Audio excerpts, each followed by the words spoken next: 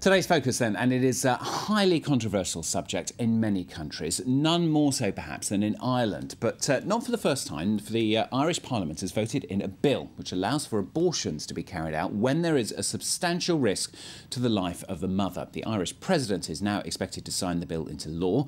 It has, though, been a long and rocky road to this stage, one in fact that's taken 20 years. Well, France 24's Hervé AMORIC and Neil Dixon have followed a very sensitive and controversial abortion debate.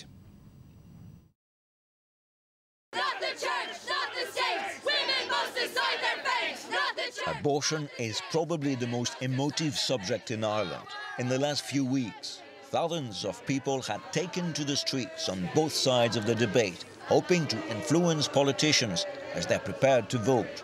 In Parliament, the Prime Minister has the backing of a comfortable majority, but he personally came under serious pressure from anti-abortion activists. I am now being branded by personnel around the country as being a murderer, that I'm going to have on my soul the death of 20 million babies. I'm getting medals, scapulars, plastic fetuses, letters written in blood. 20 years ago, the Irish people voted in a referendum allowing for abortion to be carried out here in extreme cases when there is a substantial risk to the life of the mother. But the Irish Constitution also protects the rights of the unborn, the rights of the fetus.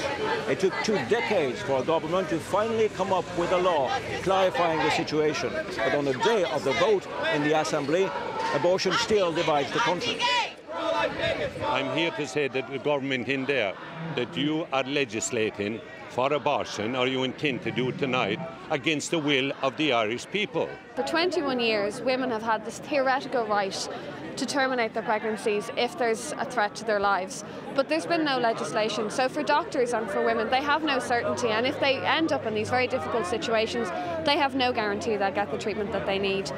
This legislation, it protects women and protects their doctors to make any intervention that's necessary to save a woman's life.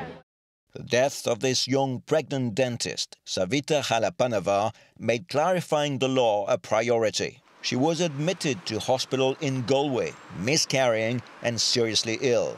She died there days later, having been refused an abortion. The family later claimed that medical staff were confused about the exact legal position. Support the call for abortion rights. A month after Savita's death, this French woman was admitted to hospital in Dublin with all the clinical signs of a pregnancy outside the womb. Laura was so unhappy at the way she was treated there that she joined the pro-choice campaign.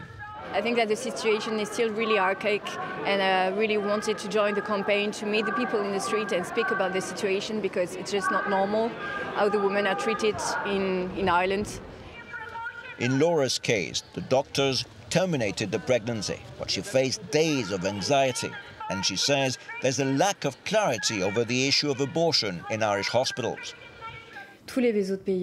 In all other EU countries, women who have ectopic pregnancies outside the womb, get surgery within 48 hours. I had to wait over a week. Why such a long delay? When we're talking about treatment or anything to do with abortion in Irish hospitals, the situation is surreal. They seem completely paranoid about the issue. The gap between state and church has rarely been deeper than over this issue. Bishops have been campaigning against the bill. They are particularly concerned that an abortion will be allowed in cases when a woman is found to be suicidal. The Christian message is a message which respects life.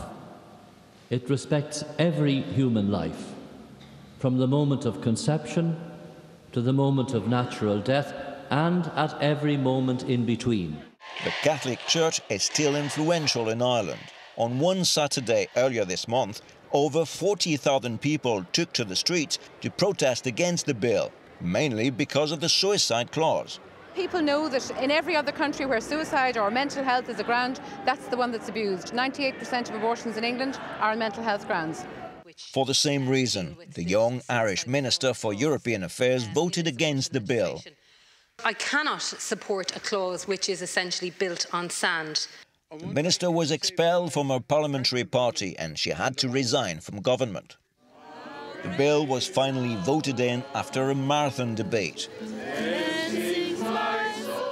outside the gates of Parliament. Campaigners continued their protest night and day. But when the new law takes effect, abortion will still be very tightly controlled in Ireland. For a small number of Irish women and for a small number of situations facing Irish doctors, there is now an absolute certainty that an abortion will be permissible. But for the vast majority of Irish women who seek abortion, because the law is not in any sense a liberal abortion law, they will continue to travel to the United Kingdom or to other jurisdictions for terminations of pregnancy. The abortion debate in Ireland is far from over, and another referendum on the issue cannot be ruled out.